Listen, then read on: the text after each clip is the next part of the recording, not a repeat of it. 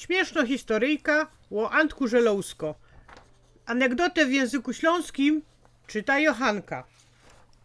W jednej parafii był taki farosz, który łaził po domach po kolędzie, zawdy i wszędzie pytał o bajtli, a jak ktoś nie miał, to namawiał młodych, co by się szynkli bajtla, bo to przeca największe szczęście. No i przyszła kolej na Antka, farosz przyszedł, pożykał po kolędzie, dał święty obrozek i padł: Antek, a kiedy to by chrzcił twojego bajtla?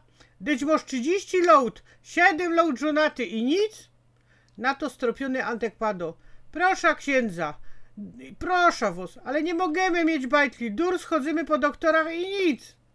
Farosz się zafrasował i padł: wiesz co, synek, ja ci serdecznie współczuję. Ciebie ostała ino ostatnia szansa. Musisz jechać do Rzymu i tam, na tym głównym ołtarzu, poświęcić świeczka w tej intencji. Może pan Buczek się zmiłuje.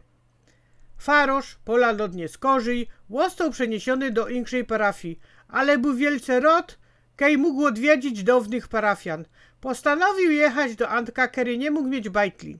Zajechał pod familok, wlazł po schodach na drugie piętro. Za drzwiami usłyszał larmo jak pieron. Zaklupał.